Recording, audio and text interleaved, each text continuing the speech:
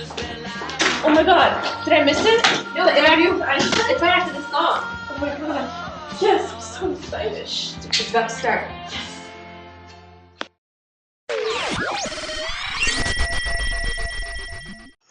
And that was Life on Mars by David Bowie. That is a crowd favorite. Anyways, today we have a very special guest. Not only did he win the Nobel Prize in Physics a couple decades ago, but he also was named Man of the Century. Ladies and gentlemen, Albert Einstein. Thank you. So, thanks for flying in from New Jersey and taking time off your teaching job to be here with us. No problem. Alright, so off the bat I want to congratulate you on your Nobel Prize. It's outstanding. Yes. So how'd you do it? Tell us a little about your work and the paper that led you to your Nobel Prize. Well, you would know if you read my paper on a heuristic viewpoint concerning the production and transformation of light. You would know. But to summarize, what I did was, through earlier research by Mr. Max Planck, who discovered the quantum structure of electromagnetic radiation, I was able to infer that the paradox between atoms and waves can be resolved by the hypothesis that under certain circumstances, light behaves not as continuous waves but as discontinuous individual particles. So then, I used Planck's formula to come up with the photoelectric effect, which is a release of electrons from a metal when irradiated by light. Because the energy of a wave is spread over an entire surface, the wave theory of light is insufficient. But light quanta, on the other hand, acts like little particles which could easily eject electrons. So, what do you mean? I observed how light on a metal surface gives off electrons, and then I found that atoms interact with light waves. Basically, I described light as composed of discrete energy particles, which I named photons instead of light waves. Oh, okay. So, 1905, that was a hot year for you. You spent a lot of time writing, huh? Want to give us a quick recap on your notable work? Yes. So, my first one was the one I just talked about, the theory of the photoelectric effect. But then, my second paper was for my doctoral thesis on estimating the size of molecules. I did this by observing their motion in liquids. My third paper was related to the second paper. It explained the motion of particles that move in liquids. Some may know of this as Brownian motion. I observed and inferred that atoms and particles repel off each other and become displaced from where they were by distances that are proportional to the square root of time. And then the fourth paper was about my special theory of relativity. I was very interested in how time, space, and motion seem to be relative to an observer.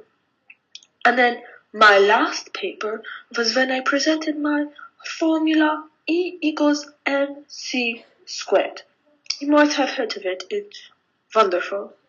Oh, wow, you didn't waste any time, did you? No. Well, can you please talk a little bit more about your special theory of relativity? I know mc squared is a big deal, but can you tell me why? Yes, I can. So, one of the important parts of my special theory of relativity is the idea of time dilation. Time dilation is a phenomenon that can be illustrated by supposing that two observers with respect to each other that are in motion relative to each other will disagree about the measurement of length in time. So what do you mean? So basically, you have one man moving with one train, and then you have another observing it from a stationary position. The two men will have different observations on the distance that the train travels in a certain amount of time, even though they are using the same measuring tools. Okay, well, what about E equals mc squared? Well, E equals mc squared is the concept that the mass of a body is a measure of its energy content. The E is the energy, m is the mass, and c is the speed of light. This energy is sort of like the binding energy of the nucleus.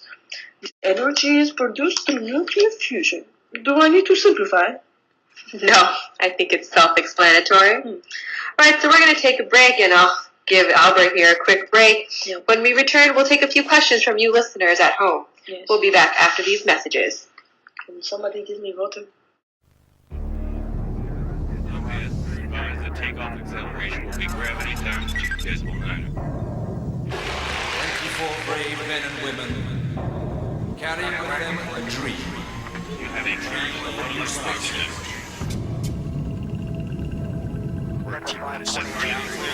Ces gens vont être projetés by what can only be described as the enormous cannon.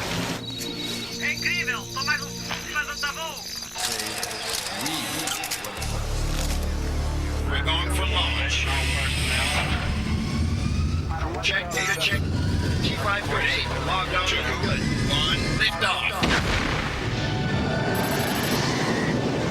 Space Mountain, the greatest adventure in the universe. Only at Disneyland Paris. And we're back.